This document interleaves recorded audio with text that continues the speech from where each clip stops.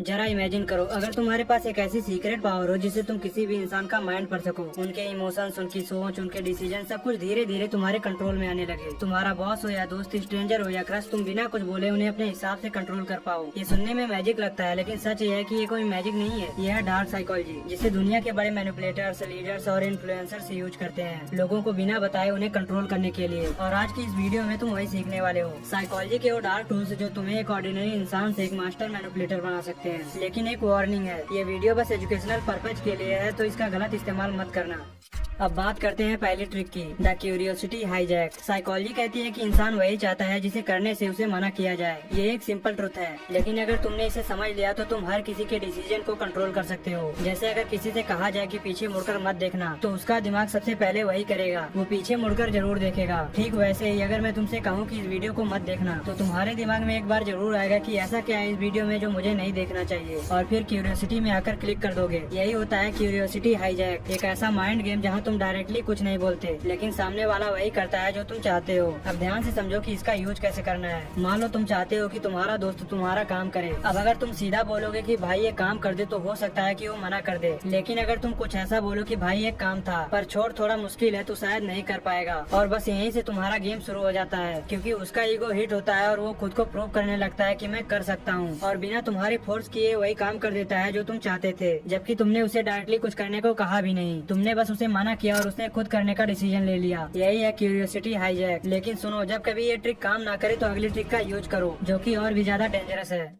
Trick number 2, choice manipulation. अगर तुम्हें लगता है कि लोग अपनी मर्जी से डिसीजन लेते हैं, तो शायद तुम गलत हो, क्योंकि लोग वही चूज करते हैं जो उनके सामने रखा जाता है। साइकोलॉजी कहती है कि असली पावर किसी को फोर्स करने में नहीं होती, बल्कि उसकी चॉइस को डिजाइन करने में होती है। मतलब तुम डायरेक्टली किसी को कंट्रोल नहीं करते, तुम बस उसके सामने ऐसे ऑप्शन रखते हो जिसमें से वो जो भी चूज करे, लेकिन फायदा तुम्हारा हो। अब इसे एक सिंपल एग्जाम्पल से समझो। मान लो तुम चाहते हो कि तुम्हारा दोस्त तुम्हारे साथ बाहर चले। अब अगर तुम सीधा बोलोगे कि भाई बाहर चले क्या, तो हो सकता है कि वो मना कर दे, या फिर ये बोल दे कि भाई अभी मूड नहीं है। लेकिन अगर तुम उसकी लालच को ट्रिगर करते हुए कुछ ऐसा बोलो, भाई बाहर चले क्या, बर्गर या पिज्जा खाने, अब उसके पास दो ऑप्शन है, लेकिन दोनों का रिजल्ट एक ही है कि वो तुम्हारे साथ बाहर जा रहा है। उसे लगता है कि उसने डिसीजन खुद लिया, लेकिन असली कंट्रोल तुम्हारे हाथ में था। यही होती है चॉइस मैनिपुलेशन। अगर तुम्हें ये छोटी बात लग रही है तो ध्यान से सुनो। ये टेक्निक सिर्फ नॉर्मल लाइफ में नहीं, बल्कि बड़े लेवल पर यूज होती है। जैसे तुमने देखा होगा कि कुछ कंपनीज हमें ऑफर देती हैं, जैसे बाय 1 गेट 1 फ्री या बाय 2 गेट 50% ऑफ। हमें लगता है कि हमारा फायदा हो रहा है, लेकिन रियलिटी ये है कि हम उनका प्रोडक्ट खरीद रहे होते हैं, और कंपनीज हमसे यही चाहते हैं कि हम उनका प्रोडक्ट खरीदें। और सुनो, ये तो बस एक सिंपल टेक्निक थी, अगली टेक्निक और भी ज्यादा खतरनाक है, तो उसे ध्यान से सुनना।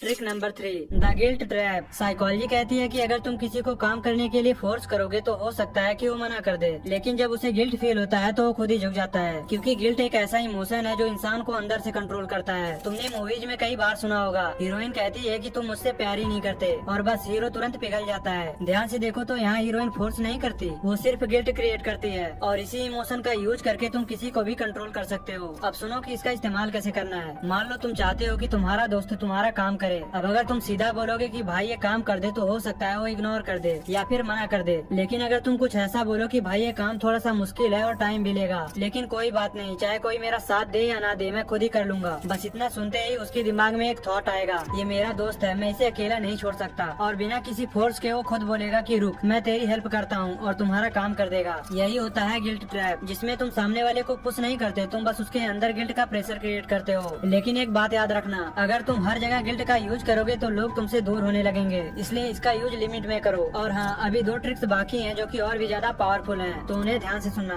Trick number 4, the emotional hijack. Psychology कहती है कि इंसान ज्यादातर डिसीजन लॉजिक से नहीं बल्कि इमोशन से लेता है, और जिसने किसी के इमोशंस को कंट्रोल कर लिया, तो समझो उसने उसके डिसीजन को कंट्रोल कर लिया। क्योंकि जब इंसान इमोशनल स्टेट में होता है, तब वो सोचता नहीं बल्कि वो फील करता है, और वही फील उसके डिसीजन को ड्राइव करती है। तुमने एक चीज जरूर नोटिस की होगी, जब कोई इंसान बहुत गुस्से में होता है, या फिर बहुत ज्यादा खुश होता है, या फिर डीपली इमोशनल होता है, तब वो ऐसे डिसीजन ले लेता है जिसका बाद में उसे पछतावा होता है, और इसे ही कहते हैं इमोशनल हाईजैक। अब इस इमोशन का यूज करके किसी को कंट्रोल कैसे किया जाता है ये मैं डायरेक्टली नहीं बताऊंगा, क्योंकि ये बहुत ही ज्यादा डार्क है। लेकिन इसको एक एग्जांपल से समझो। अगर तुमने मर्डर मूवी देखी होगी तो एक सीन याद करो। जब सनी मल्होत्रा देखता है कि सिमरन सहगल अपनी शादी में अकेली है, तो पहले उसकी सिचुएशन को समझता है। उसे पता चलता है कि उसका हस्बैंड सुधीर सहगल उसे इमोशनली कनेक्ट नहीं करता, और वही उसका एंट्री पॉइंट बन जाता है। फिर वो उसके इमोशंस को ट्रिगर करता है, उसे फील कराता है कि सिर्फ वही है जो उसे समझता है। और इसी के साथ धीरे धीरे वो सिमरन को इमोशनली खुद पर डिपेंड बना लेता है। और जैसे ही सिमरन इमोशनल होती है, सनी उसके इमोशंस को हाईजैक करता है और फिर सिमरन उसके साथ सो जाती है। अब यहाँ ध्यान से देखो तो सनी बस सही टाइम का वेट करता है कि कब सिमरन इमोशनल होगी और कब उसका फायदा उठाया जाए। और जैसे ही सनी उसका फायदा उठाता है, सिमरन को बाद में पछतावा होता है। अब इस ट्रिक का इस्तेमाल कैसे करना है वो मैं तुम पे छोड़ता हूँ।